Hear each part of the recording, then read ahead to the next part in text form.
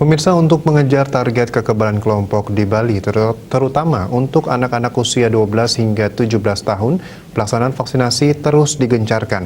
Dari data yang dihimpun Ikatan Dokter Anak Indonesia, Bali, vaksinasi anak hingga minggu lalu mencapai 54.000 dari total target sebanyak 500 ribuan.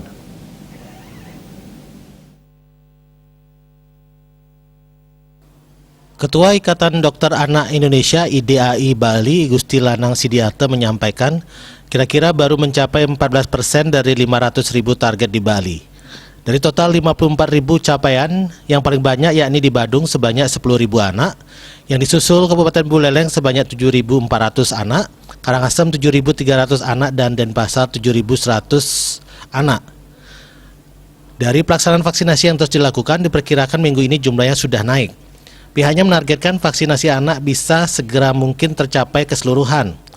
Namun memang masih ada sejumlah faktor yang menjadi kendala seperti ketersediaan vaksin, fasilitas yang melaksanakan, kesiapan di sekolah masing-masing maupun distribusi vaksin ke setiap kabupaten kota.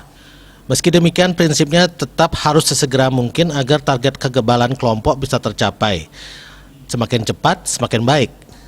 Selama pelaksanaan vaksinasi anak, belum ada ditemukan mengalami kejadian ikutan pasca imunisasi atau KIPI. Sejauh ini pelaksanaan vaksinasi berjalan lancar. Kabupaten Badung yang capaian vaksinasi untuk anak paling tinggi mencapai 10.000 orang, terus bergerak melakukan vaksinasi. Hal ini juga menjadi upaya untuk mendukung rencana pembelajaran tatap muka PTM. Ketua PGRI Badung, Wayantur Atnyana, mengatakan pihaknya telah mengajak jajarannya di PGRI untuk menjembatani semua kegiatan vaksinasi ini di masing-masing satuan pendidikan di kecamatan masing-masing. Bila masih ada sekolah yang anak-anaknya belum divaksinasi, pihaknya berharap agar dicarikan solusi kepada aparat khususnya ke Dinas Pendidikan yang bekerja sama dengan Dinas Kesehatan, agar koordinasi bersama ini bisa berjalan dengan lancar dan mencapai hasil maksimal. Yudi Karnai di Bali Pos melaporkan.